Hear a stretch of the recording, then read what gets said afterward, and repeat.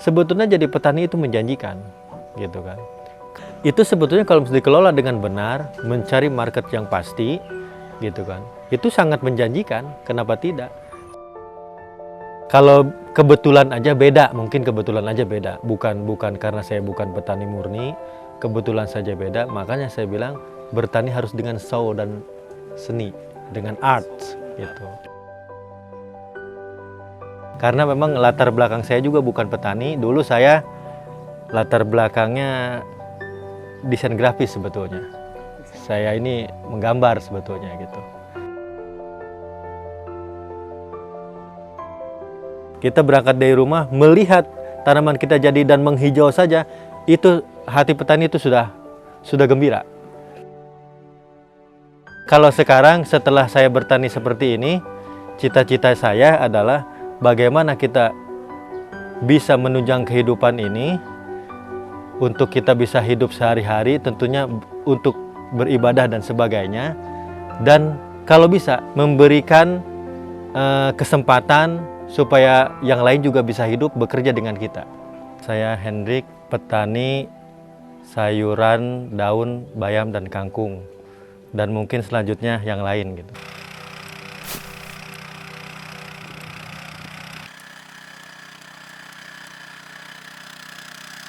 Saya bertani sejak 7 tahun yang lalu, dan baru 1 tahun ini bertemu dengan Pak Jikri Sayurbok, mencoba untuk mengirim sayuran ke Sayurbok dengan kualitas yang baik. Kegiatan sehari-hari saya ya berkebun, bertani setiap hari seperti itu. Jam 7 pagi saya berangkat ke kebun, mempersiapkan untuk pengiriman ke Sayurbok. Jam 12 packing di rumah, ngontrol pekerjaan di rumah, dan kemudian setelah itu istirahat, dan seperti itu terus-menerus. Latar belakang saya sebetulnya bukan petani. Saya tertarik bertani karena memang kebanyakan bertani itu karena tidak ada kepastian pasar, tidak ada kepastian harga. Nah, dengan Sayurbok, petani jadi ada kepastian pasar dan kepastian harga. Nah, itu yang lebih saya tertarik gitu. Karena itu, karena ada kepastian harga dan kepastian pasar, jadi ini bisa menjadi sumber kehidupan. Seperti itu. Ketika memang ini tidak bisa dijadikan sumber kehidupan, mungkin saya juga tidak tertarik. Karena memang latar belakang saya juga bukan petani. Dulu saya latar belakangnya desain grafis sebetulnya. Saya ini menggambar sebetulnya gitu. Tapi ya memang karena ini bisa menunjang kehidupan saya, ya saya lakukan. Kalau sekarang setelah saya bertani seperti ini, cita-cita saya adalah bagaimana kita bisa menunjang kehidupan ini, untuk kita bisa hidup sehari-hari, tentunya untuk beribadah dan sebagainya. Dan kalau bisa memberikan kesempatan supaya yang lain juga bisa hidup bekerja dengan kita. Bertani itu harus dengan jiwa dan seni, ya, tentunya seperti itu. Kalau ada halangan, kalau ada rintangan, itu bagian daripada seninya bertani lah, seperti itu. Nah, kita kalau ingin produk kita lebih baik dari yang lain, ya bukan kita juga ingin beda gitu. Kita hanya ingin ini produk menjadi bagus. Ya memang setelah dilihat, setelah saya cermati gitu, memang kita beda. Rumusan pupuknya, terus rumusan cara pasca panennya, terus cara menanamnya, itu kita memang berbeda dengan yang lain. Karena memang kita kirimnya juga beda gitu. Kita kirimnya khusus ke Sayurbok, khusus ke online, pasar-pasar yang notabene-nya ini modern gitu. Jadi bukan pasar-pasar, ya maaf ya, bukan pasar tradisional yang mungkin mereka juga diperlakukannya lain gitu di pasarnya gitu kan. Seperti itu. Karena kita ingin kembali lagi tadi, ingin yang terbaik gitu, ingin yang baik, ingin yang bagus, bagaimana ini produk menjadi fresh. Nah, seperti itu aja mungkin yang dipelajari dengan jiwa yang sungguh-sungguh, tentunya seperti itu. Dan diskusi dengan para pekerja dan para petani yang lain. Kalau misalkan ada hama ini apa gitu kan. Selain diskusi dengan mereka juga, diskusi kembali dengan yang penyedia obat, seperti toko obat dan sebagainya. Ya kadang via telepon juga, kalau bisa memang yang membuat obat itu. kita diskusi gitu. Cuma saya belum sampai ke sana. Nanti kalau ada masalah-masalah berikutnya itu harus dilakukan.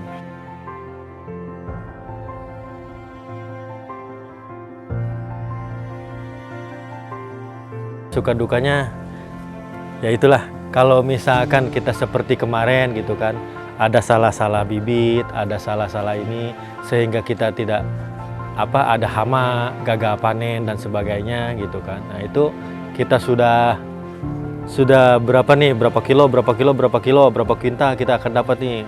Tiba-tiba ada gejala alam, hujan terus yang terus-menerus, sehingga ini kan kalau bayam ini kalau semakin banyak air juga kurang bagus juga gitu kan. Kalau seperti bulan Januari itu, nah itu harus disiasati ya, seperti itu. Nah, mungkin duka-dukanya seperti itu. Kalau sukanya kita harus meyakini dan mengamini sukanya itu harus lebih banyak daripada dukanya gitu. Karena sukanya kita berangkat dari rumah melihat tanaman kita jadi dan menghijau saja, itu hati petani itu sudah gembira.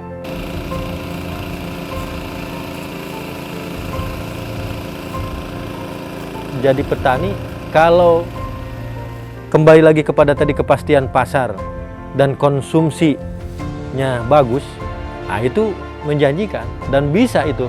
Seperti saya contohnya, saya kan jauh kemana-mana, basic saya tidak ada sama sekali pertanian. Tapi karena saya merasa ini bisa, bukan menjanjikan ya, menjanjikan itu urusan yang di atas lah gitu kan. Karena ini bisa menunjang kehidupan kita, ya saya lakukan.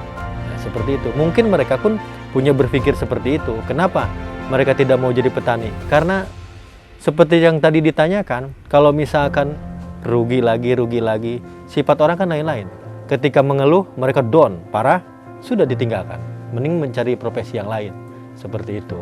Kalau memang itu tidak down, dan dia hatinya ikhlas, mau ini mengangkat untuk yang lain, ya akan terus. Gitu. Seperti saya juga sudah berapa tahun, 7 tahun yang lalu, dihajar lagi, kan itu perjalanan. Kalau saya tidak terus-menerus di pertanian ini, tidak terus-menerus di perbayaman ini, tidak mungkin saya ketemu dengan sayur bok. Tidak mungkin saya bertemu dengan bapak-bapak dan ibu-ibu ini.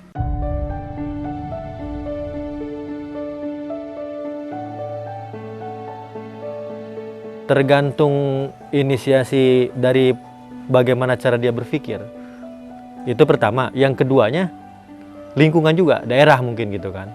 Kalau pemuda harus jadi petani, itu kan profesi ya, profesi. Mereka kan punya pilihan, ingin menjadi petani, ingin menjadi seorang ini, A dan B gitu kan. Nah, saya mau menjelaskan nih, kalau jadi seorang petani gitu kan, sebetulnya jadi petani itu menjanjikan gitu kan. Klasifikasi yang disebut petani itu kan bertani dengan tanah minimal 2 hektar gitu kan, menurut bertani itunya gitu kan. Nah, itu sebetulnya kalau dikelola dengan benar, mencari market yang pasti gitu kan, itu sangat menjanjikan. Kenapa tidak? Ya, berharap pertanian Indonesia ini bisa lebih maju lagi, bukan hanya berkutat di regional ya, sekitar itu aja. Kalau misalkan bisa setelah bayam, saya kirim ke sayur bok hanya bayam seperti itu aja. Kalau bisa bayam ini bisa sampai ke luar negeri gitu. Kalau kebetulan aja beda, mungkin kebetulan aja beda, bukan karena saya bukan petani murni, kebetulan saja beda. Makanya saya bilang bertani harus dengan show dan seni, dengan art gitu kan. Jadi kalau hanya bertani biasa-biasa aja, saya kan terus berinovasi gitu setiap hari, terus pakai ini aja, tanya tuh yang itu, setiap nyemprot itu beda-beda karena mereka si belalangin kalau udah rasa, oh ini rasa keju, nah enak nih keju, terus dimakan sama dia. Nah, besok kita kasih rasa-rasa lain supaya bosan, dia pusing kan, akhirnya dia keluar pergi. Nah, seperti itu. Nah, itulah seni-seninya. Kan ada kode-kodenya, itu ada berapa, mungkin kalau dicampur ini berapa gitu. Nah, itu ada saya lah kayak gitu mah gitu.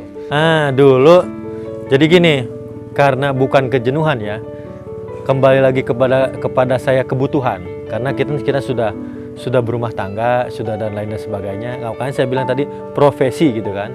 Nah, profesi itu sebetulnya mana ini yang menghasilkan. Nah, saya lebih kepada itu gitu kan. Bukan karena saya oh saya ingin jadi petani. Kan saya gini, menjadi petani kan lain. Kalau petani umumnya menanam dulu baru dijual. Nah saya lain. Kalau saya cari pasarnya dulu baru saya bertani. Begitu. Kalau saya cari dulu sayur bok nih. Sayur bok ini. Makanya Pak Jikri mau tanam berapa? 2 kita, 3 kita, atau saya siapin. Gitu. Tidak saya tanam dulu, saya bingung ngejualnya. Nah itu yang membuat para pemuda dan lain sebagainya merugi dan tidak mau bertani.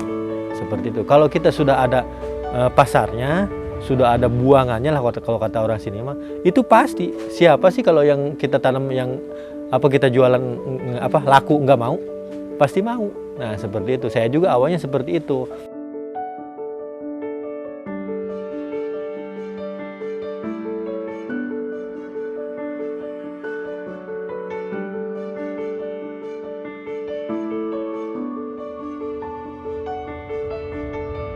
Buat petani umumnya, petani muda dan petani Indonesia, petani milenial lah gitu.